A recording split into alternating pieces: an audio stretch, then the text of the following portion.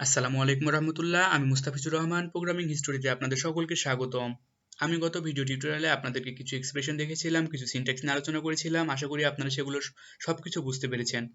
তো আজকে আমরা দেখব কিওয়ার্ড, আইডেন্টিফায়ার্স এবং ভেরিয়েবল সম্পর্কে। আমরা যদি এইগুলো না জানি তো আমরা কিভাবে ভেরিয়েবল ডিক্লেয়ার করতে হবে, কখন আমাদের আন্ডারস্কোর ইউজ করতে হবে, কখন আমাদেরকে স্পেস ইউজ করতে হবে, আমাদের প্রোগ্রাম কিন্তু এরর আসবে। তো আমাদেরকে এগুলো আগে জানতে হবে, তারপর আমরা ডাটা টাইপে চলে যাব এবং তারপর আমরা প্র্যাকটিক্যালে যাব। তো চলুন তার আগে আমরা কিছু থিওরিটিক্যাল পার্টগুলো দেখে নিই।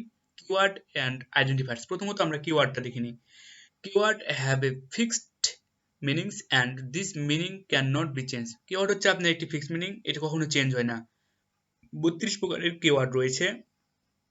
32 প্রকারের কিওয়ার্ড রয়েছে such as main, break, double. যেমন মেইন, ব্রেক, ডবল আমি আপনাদেরকে শুধুমাত্র মেইন ফাংশনের কাজটা দেখিয়েছি। এছাড়া আপনারা এগুলো বুঝতে পারবেন যখন আমরা এগুলো ইউজ করব, তখন আপনারা এগুলো দেখতে পাবেন। আপনারা জাস্ট মনে করে রাখার জন্য এইগুলো একবার পড়ে রাখবেন, যেন আমি যখন আপনাদেরকে কাজ করব যেন আপনারা বুঝতে পারেন এইটা কিওয়ার্ড নাকি ভেরিয়েবল নাকি অন্য কিছু। আপনারা জাস্ট মনে করে রাখার জন্য এইগুলো এখন একবার করে দেখে রাখবেন এবং মনে করে রাখবেন। আমরা যখন কাজ করব আপনি যেন বুঝতে পারেন এটা একটি কিওয়ার্ড। যেমন মেইন, আমরা এখন মেইনের কাজ করেছি, আপনি এখনই বুঝতে পারবেন যে মেইন একটি কিওয়ার্ড। আমরা ইন্টিজার মেইন নিয়ে কাজ করেছি অনেকবার, অনেকগুলো প্রোগ্রাম দেখিয়েছি, আপনারা বুঝতে পারছেন যে একটি মেইন একটি কিওয়ার্ড। তো আরেকটি জিনিস সবসময় মাথায় রাখবেন, আমি গত ভিডিও টিউটোরিয়ালে আপনাকে বলেছিলাম যে কিওয়ার্ড সবসময় ছোট হাতের হবে। কিওয়ার্ড চিনার একটি ওয়ে হচ্ছে কিওয়ার্ড সবসময় ছোট হাতের হবে। তো চলুন আমরা দেখে নিই কিছু কিওয়ার্ড সম্পর্কে, যেন আপনারা বুঝতে পারেন এবং যখন আমরা কোডগুলো করবো আপনারা যেন সেগুলো মাথায় ধরে রাখতে পারেন।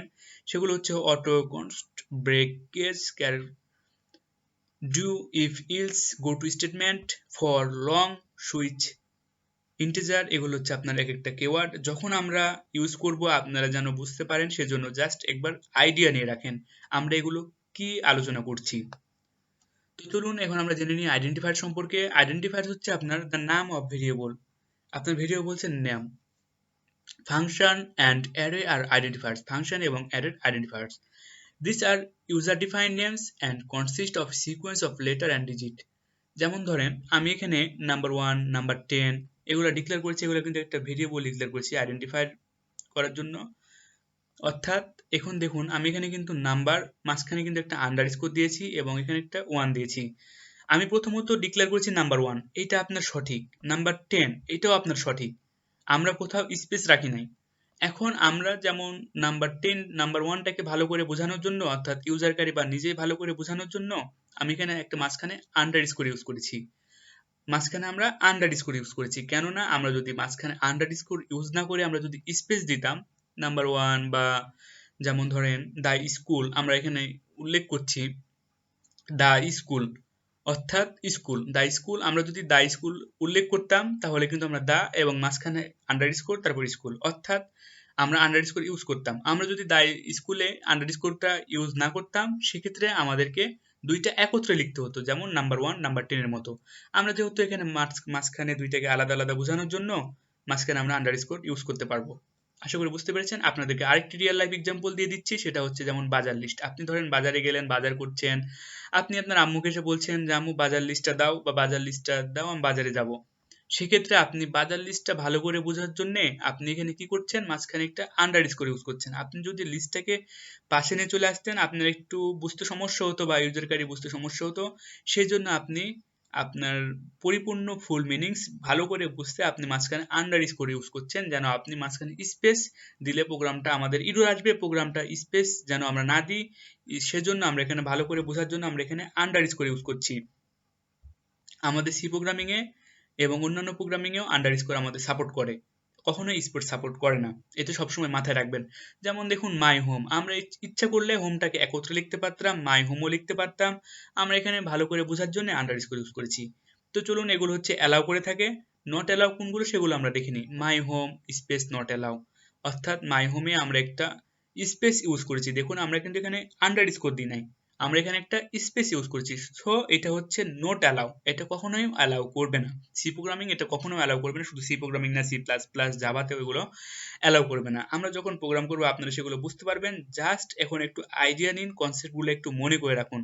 তো চলুন এখন আমরা যেটা দেখবো সেটা হচ্ছে নাম্বার 1 দেখতে পাচ্ছি আমরা এখানে। নাম্বার 1 এর মাঝখানে আমরা স্পেস রেখেছি, এগুলো হচ্ছে অ্যালাউ করবে না। তো চলুন কিছু রুলস আছে আইডেন্টিফায়ারের, সেগুলো আমরা চিনে নিই।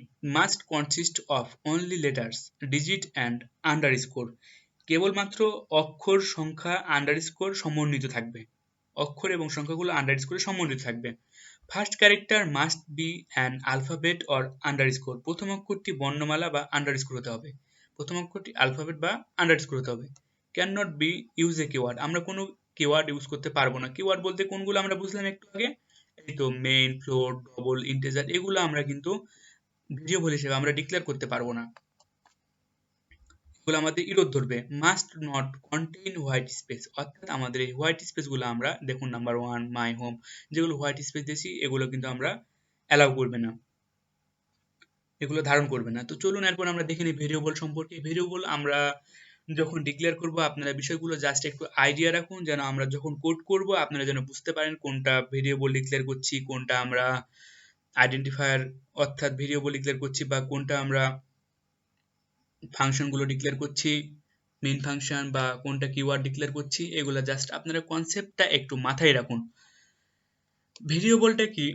In programming A variable A container storage area to hold data.